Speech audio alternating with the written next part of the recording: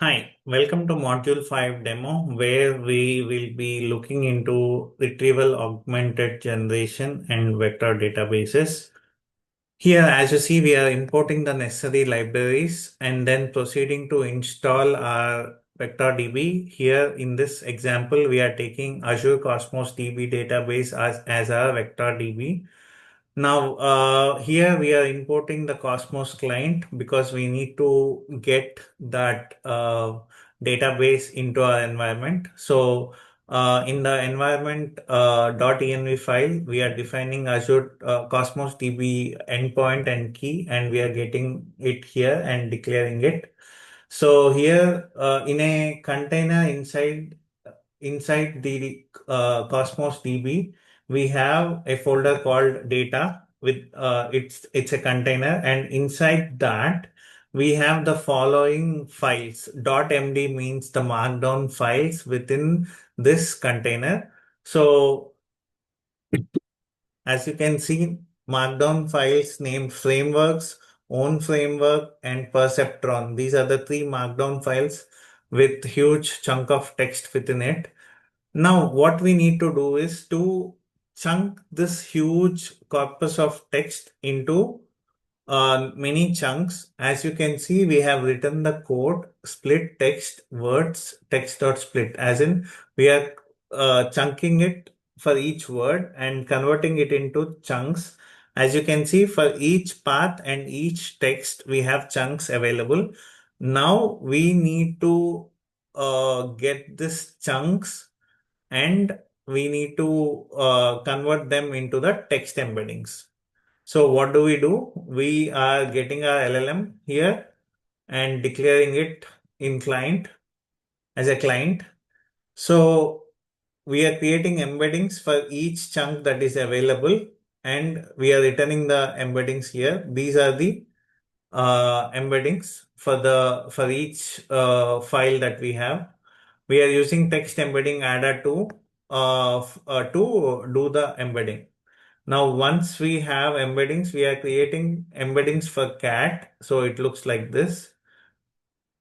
For the whole data that we are chunking it and then getting the embeddings like this. As you can see in this path, we had this text and that text is converted into chunks and those chunks are represented as embeddings here.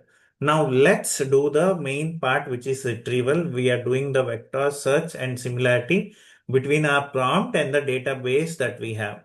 Now, as you can see, we have stored the embeddings in embeddings, and now we are converting that into list, and we are trying to create a search index for that. So basically, if you remember our PowerPoint presentation, we have been plotting our vector index so that we can find relevant ones nearby. So that's why we are using nearest neighbor model to plot it. So once we are getting the distances between these indices that we have, and we are getting those indices like this. So these are the indices of each of the points data here. For example, as you can see for frameworks.md markdown file, there are multiple embeddings, multiple indices and the distances between them.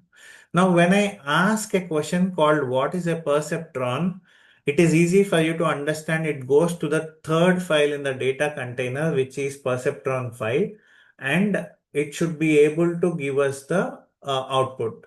Now, what we are doing, we are sending this question into the embeddings models to get embeddings. If you remember, we are using text adder 2 in the above, and we are trying to send it into the k nearest neighbors machine learning model so that it will be able to show us which one is the relevant file.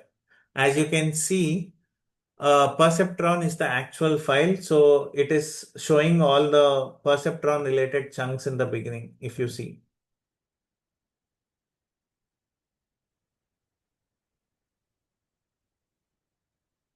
So until here, when I do a scrollable one, we are getting all the information related to perceptron. Now, when we pass this output, putting it all together, to answer the question to LLM, then it gives us the output like this. What is a perceptron? A perceptron is a type of artificial neural network model, which is fundamental unit of the neural network, right?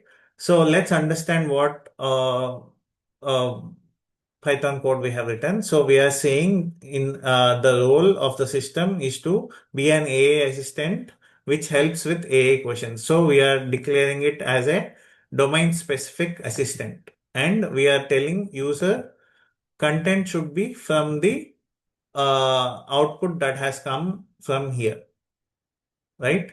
So we are defining it here. We are adding that documents to provide context. If you see, this is the chunks and index output that is getting appended. And finally, we are getting this output. Now, what if we wanted to test this? So for test cases, we write multiple prompts as questions, and we are telling what is a relevant response and what is a irrelevant response.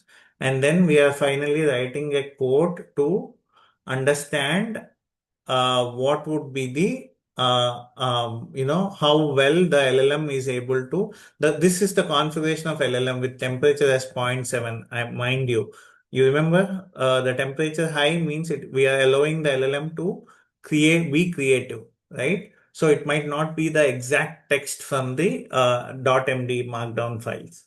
So we are calculating mean average precision, and it has come as 0.5, which means 50% accurate. So when we change the temperature, it might become better. So that is what is the prompt engineering, or uh, uh, I mean, we can do prompt engineering, or we can change the temperature, tune these parameters so as to see a better precision here. So this is how we approach a RAG in a simpler way. As you can see, we have done a lot of things in this one notebook when compared to other modules, but it all went in a flow if you understand. Let me review the flow. We had a vector DB. So first we got the data from the vector DB, and we have accessed the text in it, converted into chunks. These chunks are further converted into embeddings. These embeddings are utilized to understand where they can be placed in a two-dimensional. It's not two-dimensional. So let's see, 1, 2, 3, 4, 5. In a 5D, in 5-dimensional, we are trying to understand where they can be placed. So we also calculated the distances between them, and then we had a question: what is a perceptron? So this question we converted into a embedding, and we compared it with the other embeddings that we have as the data, and we got this as result. Now we have used this output on top of an LLM so that LLM can summarize and give us in the natural language. We have also evaluated how well the responses have come out. For this configuration of LLM, we got only 50% accuracy or precision, right? So this is how we can do a RAG in a simpler way, following the flow. Always remember, flow is the critical concept that you need to catch hold of to understand and implement RAG. Any problem that is related to RAG will be solving using the exact same flow.